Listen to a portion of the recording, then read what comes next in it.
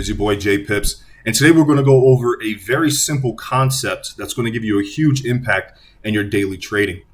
This is actually going to help you use your Fibonacci retracement tool in a more accurate manner. Obviously, using your Fibonacci retracement tool is going to help you and assist you identify highly accurate and probable entries when trading. Now, the first thing we want to identify is a trend, right? We never want to use a Fibonacci in a ranging or consolidated market because Fibonacci retracement ratio tools, are best used to identify the correction after an impulse has been made. Now, those are the two things we're going to actually go over: an impulse and its correction. Now, again, the first thing we want to identify is a trend. So the first thing we can see here on GBP NZD is exactly that, a bearish trend. We can see that it's a bearish trend because it's making lower lows and lower highs, giving us the idea and bias that sellers, bears, are taking over and obviously, dominating this initial market. So when I'm looking at this, I want to be able to identify which impulses and which corrections are going to be the most relevant, because obviously those are going to give me potential entry points. Now, I don't want to identify anything over here because obviously this is more along the lines of a really weird ranging consolidated market. So you don't want to really identify anything in that manner. But when you start to see the market creating these lower lows and lower highs, that's what's going to give you the idea that it is in fact ready for you to use this specific tool. So the first thing we want to identify is a very simple concept. Obviously, again, the trend. Why is that important? Because if we identify the trend, anything in a bearish market pushing down is an impulse. Now, what do I mean by that? Anything in a bearish market pushing down is the impulse. If we can see that this is a bearish market, this is not going to be an accurate trend line. I'm just showing you the direction. Again, just to train your eyes and fix your eyes to see exactly what I'm looking at. We can see that this market is obviously creating those lower highs and those lower lows. So me being able to see that anything pushing down is an impulse and anything bullish against the bearish trend is going to be its initial correction. So let's do this. Oops, spell impulse wrong. Right? Anything bullish in a bearish trend is its correction. Now, what does that mean? And why is this important and relevant? So if we can see that this market, and I know it looks a little weird because this has, a correction within a correction, but we can see that it actually started its initial descent from here. We would have to be able to identify where this market has started its bearish move, right? Where the impulse has started, where the impulse has stopped and created its initial correction. Now, there are some nuggets, and I will actually drop one here for you in a second, but it is going to be a little bit weird because in this sense, just for the educational purposes, I'm going to leave it in the educational purpose, but I don't want to confuse you guys with the nugget that I'm going to leave you guys. You could definitely look it up, do your due diligence research on Google, but I'll give you guys something so you can do your own homework with. But what I can see here is that this is the impulse, right? This is a strong push to the downside because it's following the general direction of the trend. But what goes against it? This entire move. So what could that be considered? It's correction. So when we measure, at least in a bearish market, when we use our Fibonacci retracement ratio tool, we're going to go from the swing highs here, from the actual swing high of this candlestick to the swing lows. And we absolutely use the wicks. The reason being is because that's where the full price has pushed to. So we got to use that to get a pinpoint accurate measurement. And we can see that it came to the 61.8 Fibonacci ratio. Now, that is not always the ratio that you should always look to enter off of. It's not the holy grail ratio that we always base our entries. No, but it is a strong indication when we identify that area for a potential trade setup. Now, following the same direction of what this market is currently doing, and also leaving you with this initial nugget for you guys to do your own due diligence, research, and homework with.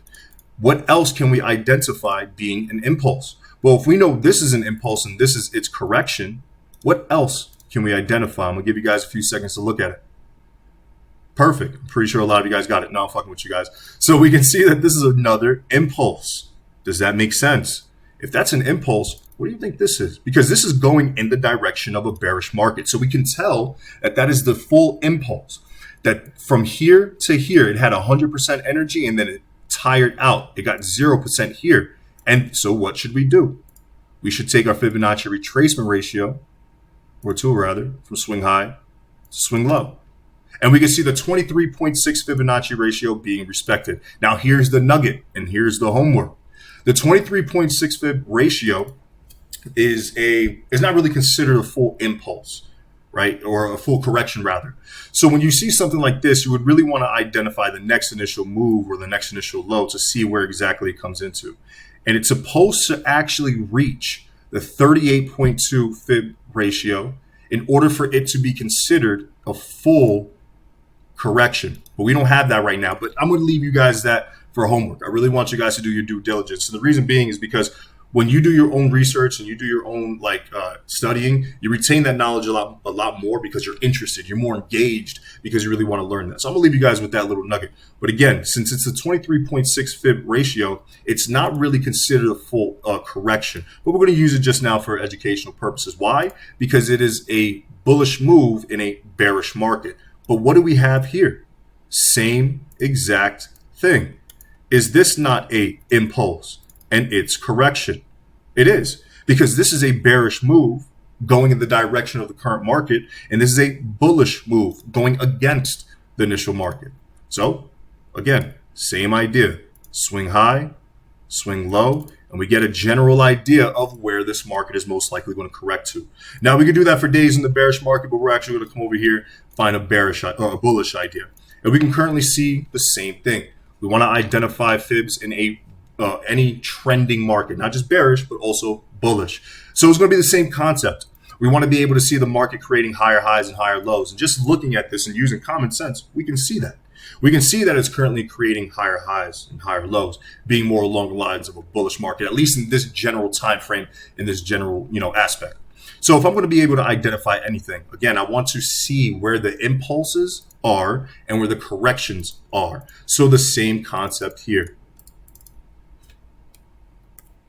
Anything bullish in a bullish market, I know that sounds weird, is a impulse. Anything bearish in a bullish market is a correction. Simple concept. Let's get rid of this text right here. We're going to leave that right here because, again, we are now in a bullish market. So we want to be able to identify simple concepts. Is this a impulse? Did this create a higher high? It absolutely did. So we're able to consider that a impulsive move in a bullish market. We can see that the correction started here. So this is going against the bullish market, showing us that that is, in fact, its correction. So what would you do? Again, we absolutely use the wicks of all our measurements. And you can see this candlestick right here having a wick. So we use it, swing low to swing high. So these wick highs. And we can see it came down to the 50% retrace ratio. Now, again, there's no specific ratio that we should always be aiming for. You're supposed to be identifying the most area, or the area that has the most confluence before you enter a market. There's going to be numerous amount of ways to enter a market and numerous amount of ways to trade. This is just one of many.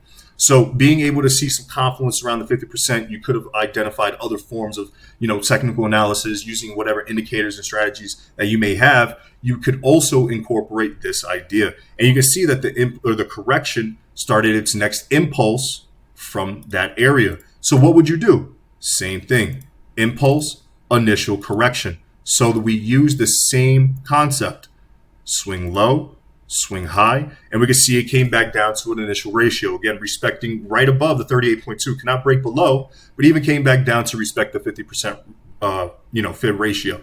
Now we're going to identify the same exact thing. Is this not a strong impulse? Absolutely, because it's going in the direction of the market. Is this not its correction? Because it is going against the initial idea and trend of the bullish market. So same concept. Swing low, swing high. And you can see it coming back down to a specific range and level. Now, it's not always going to be perfect in the sense of respecting a fib ratio, to the pip, wick down, and then immediately give you an idea and make it smooth. Absolutely not. But again, using other forms of confluences, such as trend lines, structure, candlesticks, again, any indicators that some traders obviously use, to help you gain more probabilities and more in the favor in the direction of that opportunity, you're going to obviously make more profits. So hopefully in the sense of understanding the simple concept of a impulse in the direction of the initial market, and anything going against the direction is its initial correction, helps you identify and use your Fibonacci's a lot more accurately. So hopefully this really does help you in your everyday trading, help you become a lot more profitable, and really help you use this tool a lot more successfully, because Fibonacci's is obviously something that can help you gain a lot of profits, a lot of pips, and really change the course of your trading. For me personally, Fibonacci's is one of the staples of my entries and just my trading in general. So hopefully this little idea, maybe this little, simple concept really helps you guys out. So God bless. Good luck in all your trading. Hopefully everybody stays profitable. I know 2020 is kind of crazy right now. So hopefully, good luck, good energy, good vibes to everybody out there trading in this crazy fucking year. Excuse my language, but just being real. But thank you guys so much for tuning into today's video. I'm going to be posting a lot more in the comment section below. I will be looking at them as well. Give me some ideas of what you guys actually want me to actually start, making videos of, some specific topics to really help you guys get to the next level of your financial freedom and really get to the next level of your trading career. That's the biggest thing. Financial freedom, being able to, do your own thing is amazing. So give me some ideas on how I can help you get to that next level and get to those steps and give you that aha moment that everybody's craving for to get to that next step. So again, thank you guys so much for tuning in. I'll be doing a lot more. Let me know everything in the comment section below, and I'll holler at you guys in the next one.